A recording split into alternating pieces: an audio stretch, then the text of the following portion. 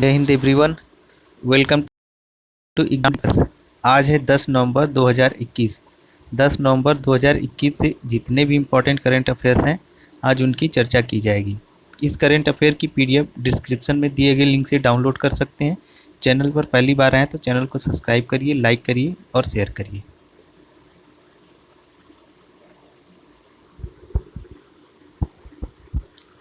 आज का पहला क्वेश्चन, श्रमिक मित्र योजना किस सरकार द्वारा शुरू की गई है? इस प्रश्न का सही उत्तर होगा ऑप्शन सी, दिल्ली सरकार। दिल्ली सरकार ने श्रमिक मित्र योजना की शुरुआत की है। इस योजना का उद्देश्य दिल्ली सरकार द्वारा श्रमिकों के लिए चलाई जा रही अन्य योजनाओं के बारे में श्रमिकों को सूचित करना। यह योजना सुनिश्चित करेगी कि विभिन्न कार्यक्रमों का लाभ निर्माण श्रमिकों तक पहुँचे। इस योजना के तहत 800 श्रमिक मित्र निर्माण श्रमिकों तक पहुंचेंगे और उन्हें दिल्ली सरकार की विभिन्न योजनाओं से जोड़ेंगे। दिल्ली के मुख्यमंत्री अरविंद केजरीवाल, राज्यपाल उपराज्यपाल अनिल बैजल।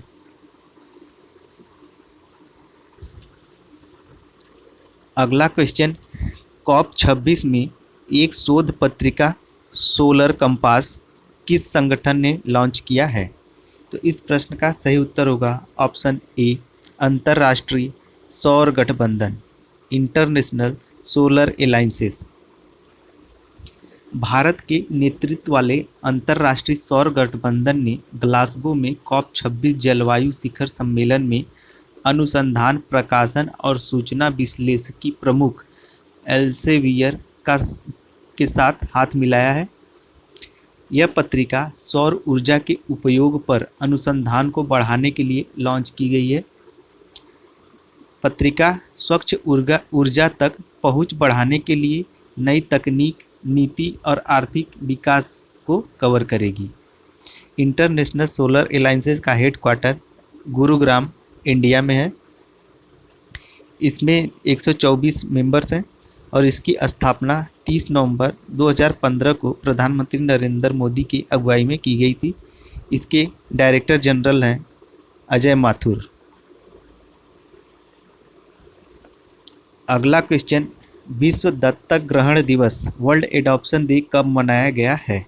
तो इस प्रश्न का सही उत्तर होगा ऑप्शन ए, 9 नवंबर। 9 नवंबर को विश्व दत्तक ग्रहण दिवस मनाया गया है। यह हर वर्ष 9 नवंबर को मनाया जाता है। इसको मनाने की घोषणा 2014 में की गई थी। तब से यह लगातार 9 नवंबर को हर वर्ष मनाया जाता है।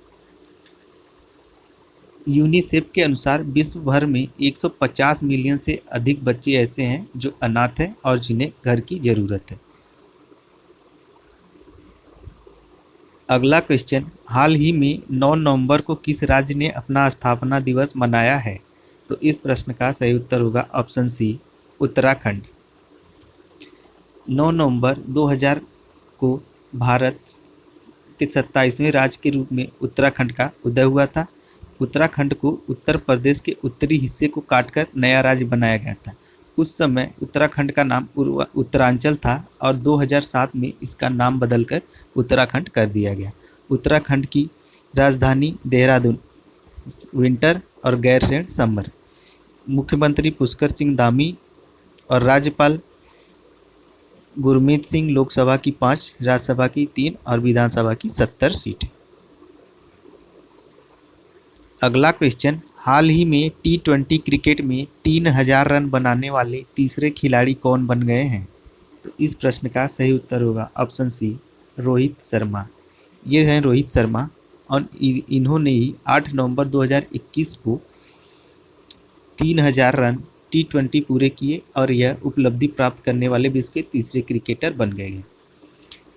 दुबई इंटरनेशनल क्रिकेट स्टेडियम में अंतर्राष्ट्रीय क्रिकेट कंट्रोल बोर्ड द्वारा पुरुष T20 विश्व कप में नामीबिया के खिलाफ मैच में रोहित शर्मा ने 3000 रन के आंकड़े पूरे किए। ऑप्शन ए पर हैं विराट कोहली।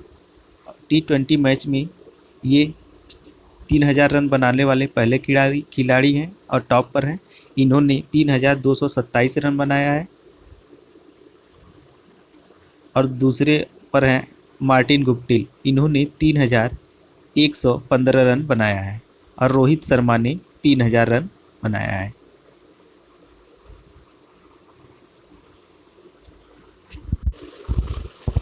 अगला question, COP26 charter of action किसने लॉन्च किया है? तो इस प्रश्न का सही उत्तर होगा ऑप्शन ए, रामेश्वर प्रसाद गुप्ता। ये जो पिक्चर में दिखाई दे रहे हैं यही है रामेश्वर प्रसाद गुप्ता। ये पर्यावरण, वन और जलवायु परिवर्तन मंत्रालय के सचिव हैं और इन्होंने ही COP26 charter of action launch किया है।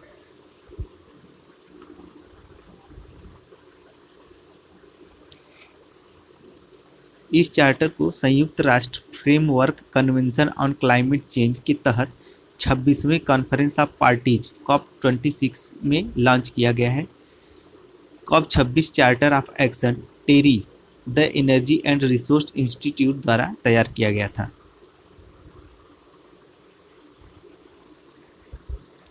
अगला क्वेश्चन, पहला शारीरिक राष्ट्रीय योगासन चैंपियनशिप कहाँ आयोजित किया जाएगा? तो इस प्रश्न का सही उत्तर होगा ऑप्शन बी, भुवनेश्वर। उड़ीसा की राजधानी भुवनेश्वर में 11 से 13 नवंबर 2021 तक शारीरिक राष्ट्रीय योगासन चैंपियनशिप आयोजित किया जाएगा। यह पहला ऐसा चैंपियनशिप है जो आयोजित किया जा रहा है। इसका आयोजन राष्ट्रीय योगासन स्पोर्ट्स फेडरेशन व उड़ीसा सरकार के सहयोग से किया जाएगा। पुरुष व महिला दोनों वर्गों के लिए योगासन खेल को खेलो इंडिया यूथ गेम्स 2021 में भी शामिल किया गया है। उड़ीसा की राजधानी भुवनेश्वर, मुख्यमंत्री नवीन पटनायक, राज्यपाल गणेशी लाल, लोकसभा की 21, राज्यसभा की 10 और विधानसभा की 147 सीट।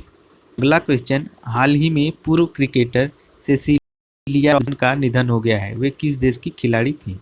तो इस प्रश्न का सही उत्तर होगा ऑप्शन ए, इंग्लैंड। ये पिक्चर में दिखाई दे रही हैं यही है सेसिलिया रॉबिन्सन। ये इंग्लैंड की खिलाड़ी हैं और ये पहली महिला खिलाड़ी हैं जिन्होंने क्रिकेट में, टेस्ट क्रिकेट में पदार्पण किया।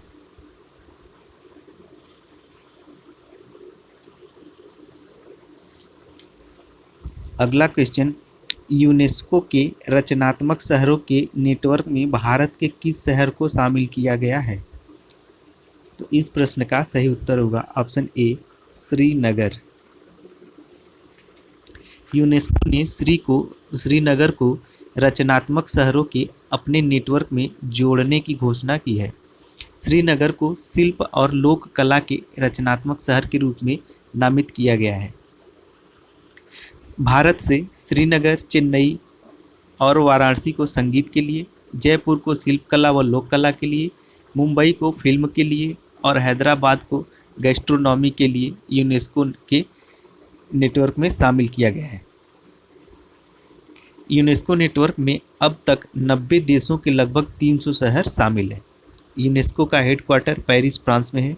इसके डायरेक्टर जनरल आंद्रे अजोले हैं।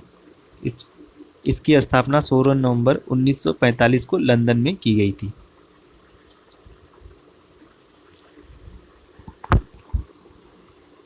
अगला क्वेश्चन, हाल ही में जारी लॉजिस्टिक इंडेक्स में प्रथम स्थान पर कौन सा राज्य है? तो इस प्रश्न का सही उत्तर होगा ऑप्शन ए, गुजरात। केंद्रीय वाणिज्य उद्योग मंत्री पीयूष गोयल ने logistic ease across difference states report का 2021 का तीसरा संस्करण लॉन्च किया और इस लॉजिस्टिक इंडेक्स में गुजरात लगातार तीसरी बार पहले स्थान पर है और इस बार दूसरे स्थान पर हरियाणा है और तीसरे स्थान पर पंजाब। रिपोर्ट के अनुसार गुजरात का सर्वश्रेष्ठ प्रदर्शन रहा, जबकि उत्तर प्रदेश शीर्ष सुधारकर्ता राज्य में शामिल रहा। गुजरात की राजधानी गांधीनगर, मुख्यमंत्री भूपेंद्र भाई पटेल, राज्यपाल आचार्य देवव्रत, लोकसभा की 26, राज्यसभा की 11 और विधानसभा की 182 सीट।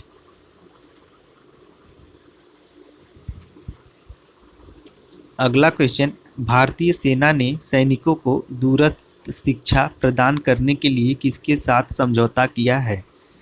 इस प्रश्न का सही उत्तर होगा ऑप्शन सी, कश्मीर विश्वविद्यालय। भारतीय सेना ने 8 नवंबर 2021 को घाटी में तैनात सैनिकों को दूरस्थ शिक्षा पाठ्यक्रम प्रदान करने के लिए कश्मीर विश्वविद्यालय के साथ एक समझौता ज्ञापन पर हस्ताक्षर किया है। कश्मीर में तैनात सैनिक दूरस्थ शिक्षा निदेशालय कश्मीर विश्वविद्यालय द्वारा प्रदान किए जा रहे विभिन्न पाठ्यक्रमों में भाग ले सकेंगे। नामांकन के लिए वर्तमान में कश्मीर विश्वविद्यालय में कुल 18 पाठ्यक्रम उपलब्ध हैं। कश्मीर विश्वविद्यालय के चांसलर हैं जम्मू कश्मीर के उपराज्यपाल मनोज सिन्हा और वाइस चांसलर हैं तलत अहमद।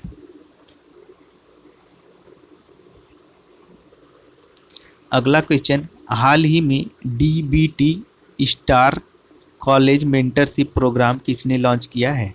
तो इस प्रश्न का सही उत्तर होगा option B, doctor Jitendra Singh.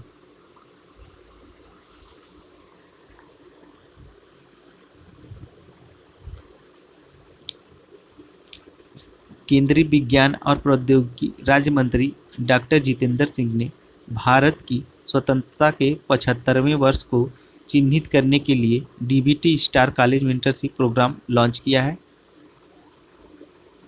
इस प्रोग्राम को लॉन्च करने का सरकार का उद्देश्य है कि युवा नवोन्मेषकों के लिए पहला परामर्श कार्यक्रम DBT star college mentorship program जारी करना।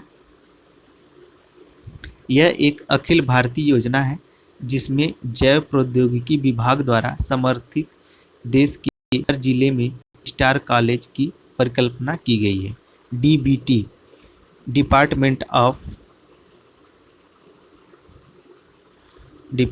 Of biotechnology DBT department of biotechnology star college mentorship program. अगला क्वेश्चन, भारत सरकार ने भारत भर के कितने वैज्ञानिकों को स्वर्ण जयंती फेलोशिप से सम्मानित किया है? तो इस प्रश्न का सही उत्तर होगा ऑप्शन ए, 17 भारतीय वैज्ञानिकों को स्वर्ण जयंती फेलोशिप से सम्मानित किया गया है। भारत भर के वैज्ञानिक संस्थानों के 17 वैज्ञानिकों को उनके अभिनव अनुसंधान विचारों के लिए स्वर्ण जयंती फेलोशिप से सम्मानित किया गया है।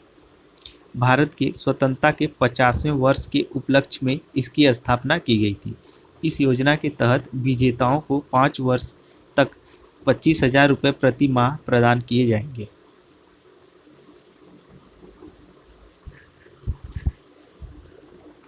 JFPR ने भारत के किस राज्य को $2 मिलियन के अनुदान की मंजूरी दी है? तो इस प्रश्न का सही उत्तर होगा ऑप्शन बी, महाराष्ट्र। JFPR इसका पूरा नाम है Japan fund for poverty reduction.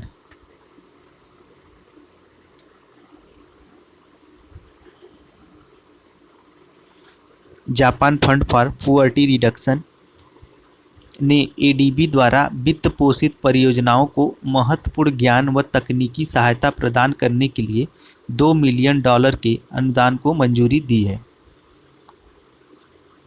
यह रकम महाराष्ट्र की एक परियोजना को प्रदान की जाएगी जिसका नाम है Maharashtra agri business network. Maharashtra agri business network को यह रकम प्रदान की जाएगी। परियोजना का उद्देश्य खाद्य हानि को कम करने के लिए महाराष्ट्र में कृषि आय और कृषि व्यापार नेटवर्क को बढ़ावा देना है। JFPR Japan fund for poverty reduction की स्थापना मई 2000 में की गई थी। जापान के प्रधानमंत्री फूमियो किशिदा, जापान की मुद्रा येन और जापान की राजधानी टोक्यो है।